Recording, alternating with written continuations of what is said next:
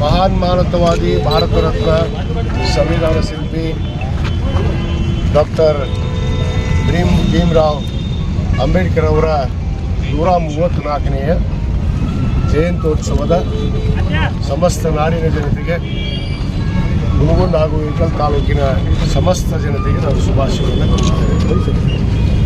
ಭಾರತ ರತ್ನ ಸಂವಿಧಾನ ಶಿಲ್ಪಿ ಡಾಕ್ಟರ್ ಬಾಬಾ ಸಾಹೇಬ್ ಅಂಬೇಡ್ಕರ್ ಅವರ ಒಂದು ಜಯಂತ್ಯೋತ್ಸವವನ್ನು ಇವತ್ತು ನಮ್ಮ ಇಳಕಲ್ ನಗರದಲ್ಲಿ ಡಾಕ್ಟರ್ ಬಾಬಾ ಸಾಹೇಬ್ ಅಂಬೇಡ್ಕರ್ ಅವರ ದಲಿತ ಹಿತರಕ್ಷಣಾ ವೇದಿಕೆಯ ಅಧ್ಯಕ್ಷರಾದಂಥ ಹಿರಿಯರಾದಂಥ ಶರಣಪ್ಪಣ್ಣ ಅಂಬ್ಯಾಳ್ ಅವರ ನೇತೃತ್ವದಲ್ಲಿ ಮತ್ತು ಸಮಾಜದ ನೇತೃತ್ವದಲ್ಲಿ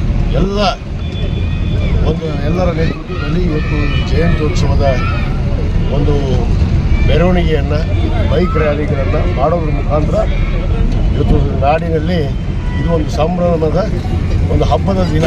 ನಮಗೆಲ್ಲ ಪವಿತ್ರವಾದ ಸಂವಿಧಾನದ ಅಡಿಯಲ್ಲಿ ಇವತ್ತು ನಾವೆಲ್ಲ ಭಾರತೀಯರ ಇವತ್ತು ಬಾಬಾ ಸಾಹೇಬ್ ಅಂಬೇಡ್ಕರ್ ಅವರು ಕೊಟ್ಟಿರುವಂಥ ಪವಿತ್ರವಾದ ಗ್ರಂಥದ ಅಡಿಯಲ್ಲಿ ನಾವೆಲ್ಲ ಭಾರತೀಯರು ಒಂದಾಗಿ ನಡಿಬೇಕು.